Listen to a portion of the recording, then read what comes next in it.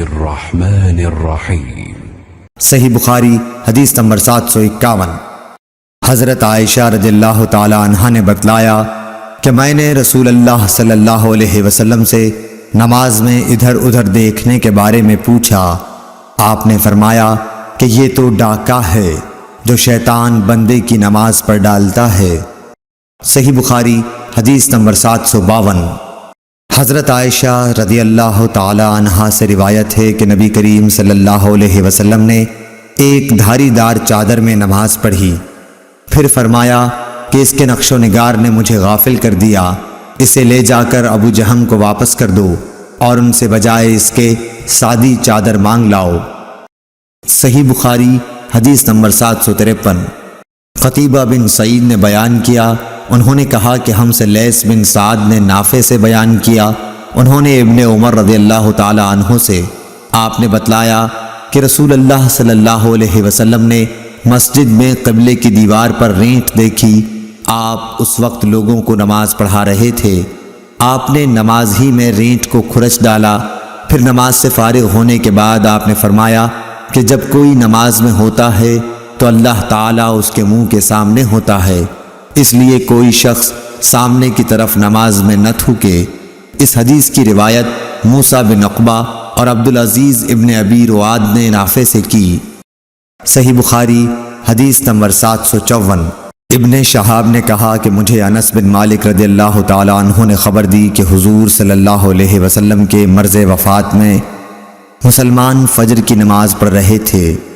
اچانک رسول اللہ صلی اللہ علیہ وسلم نے حضرت عائشہ رضی اللہ تعالی عنہا کے حجرے سے پردہ ہٹایا۔ آپ نے صحابہ کو دیکھا، سب لوگ صفیں باندھے ہوئے تھے۔ آپ خوشی سے خوب کھل کر مسکرائے اور ابو بکر رضی اللہ تعالی عنہ نے آپ کو دیکھ کر پیچھے ہٹنا چاہا تاکہ صف میں مل جائیں۔ آپ نے سمجھا کہ حضور صلی اللہ علیہ وسلم تشریف لا رہے ہیں۔ صحابہ آپ کو دیکھ کر خوشی سے اس قدر بے قرار ہوئے کہ گویا نماز ہی چھوڑ دیں گے، لیکن حضرت صلی اللہ علیہ وسلم نے اشارہ کیا کہ اپنی نماز پوری کر لو اور پردہ ڈال لیا۔ اسی دن چاشت کو آپ نے وفات پائی۔ صحیح بخاری حدیث نمبر 755۔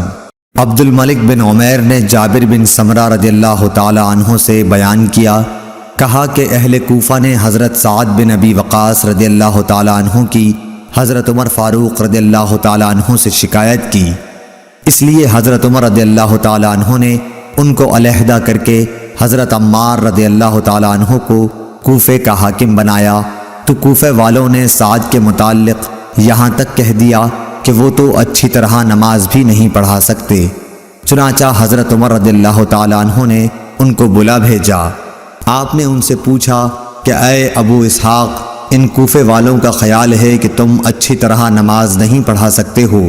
اس پر آپ نے جواب دیا کہ خدا کی قسم میں تو انہیں نبی کریم صلی اللہ علیہ وسلم ہی کی طرح نماز پڑھاتا تھا، اس میں کوتاہی نہیں کرتا۔